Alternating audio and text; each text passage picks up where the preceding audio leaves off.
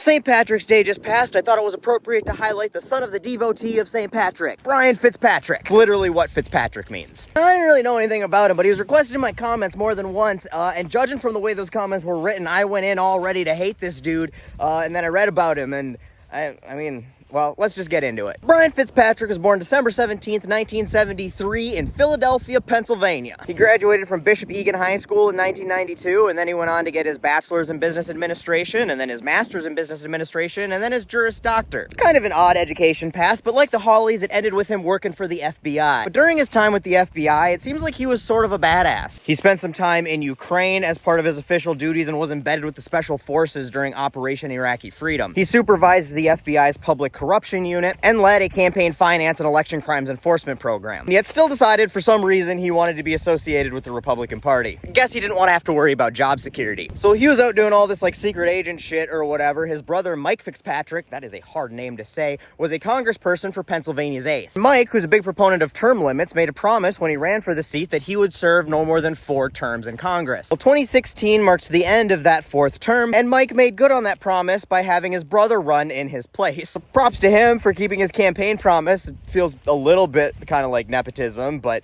you know, at least they could probably keep a lot of the campaign material. You know, last name being the same and all. Being the closest thing to an incumbent you're going to get without actually being an incumbent, Brian easily won his election. Following election, his district was redrawn and renamed the 1st, but remained largely the same. And he has been Pennsylvania's 1st representative ever since. During his campaign, he's kind of walked the borderlines of ethical campaign finance in a few different occasions. From what I can tell, he's accepted campaign money from some pretty shitty people who have been accused and or convicted of some pretty nasty stuff. And while his Republican colleagues who had gotten money from these same people had made efforts to return those campaign donations or give them to charity right away, Fitzy did his best to just ignore all of that and pretend it would go away despite calls for him to do the same until the press got so bad that he finally donated it to charity too. Or at least said he was going to. I don't know if he ever actually did. And none of this is illegal, and it's pretty mundane compared to a lot of other campaign finance ethics violations we've seen in recent years. But considering at one point his entire job was enforcing campaign finance laws and fighting public corruption, it just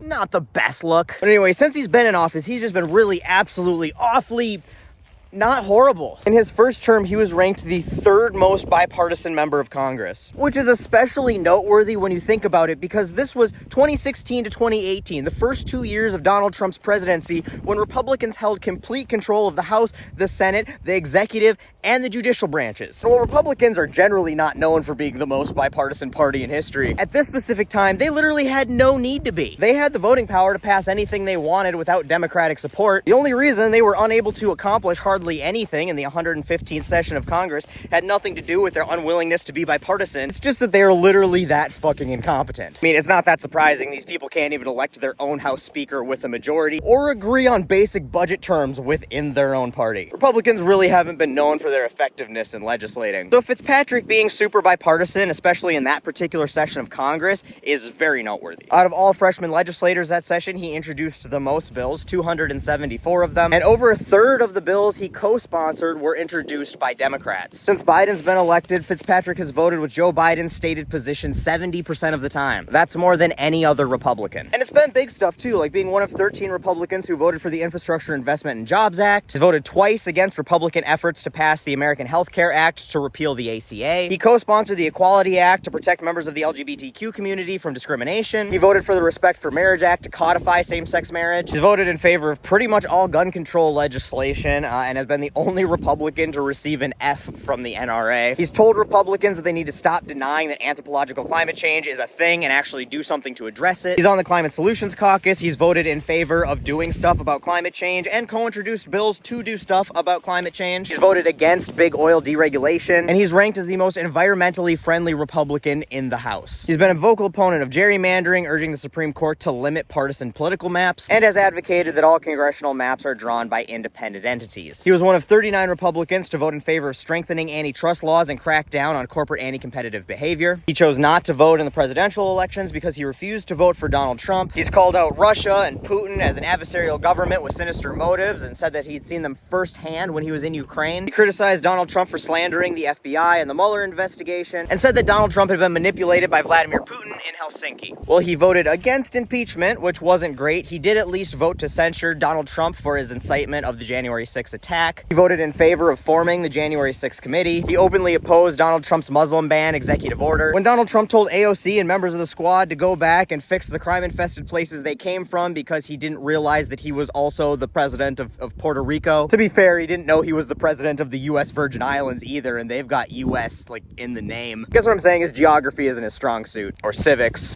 or American history, or constitutional law. He doesn't have a whole lot of strong suits, but nobody's perfect. Fitzpatrick publicly voted to condemn him for those comments too. You're probably getting to the point where you're like, damn, he sounds too good to be true. He's voted pretty much every time to support Israel and continue funding their genocide, but to be fair, that's not really a partisan party line way to be fucked up. It's a problem with pretty much all of our politicians in Washington. Gotta get that sweet, sweet AIPAC money. He voted in favor of the Tax Cuts and Jobs Act because he's still a Republican, and to be a Republican, you have to suck at the economy and fiscal policy. It's just one of the requirements of the party. No two ways around that one. When it comes to immigration, well, he's not quite a build the wall Republican. He's advocated for asylum seekers to be forced to stay in Mexico while their asylum's processed, and he was critical of the DACA program. And then there's women's health care, which, to be fair and give credit where it's due, he does not beat an anti-abortion drum very publicly. And in 2022, he did vote for the Ensuring Access to Abortion Act and the Right to Contraceptions Act, probably because he's not an idiot and Republicans were getting called like crazy for their stances on abortion. But prior to that, he voted for a 20-week abortion ban and against the Women's Health Protection Act, which was very uncool. He also urged Donald Trump to veto any bills that would weaken state abortion restrictions. And I think aside from his continued support of Israel, his abortion stances are the hardest thing to stomach about him. But even in that, he's still pretty much the least shitty of his entire party. So here's the thing. As much as I disagree with a lot of his policies, I can't hate the guy. Now, if I had the opportunity to personally replace him with somebody who would vote for what's right on women's health, had better economic policies, and less regressive immigration stances,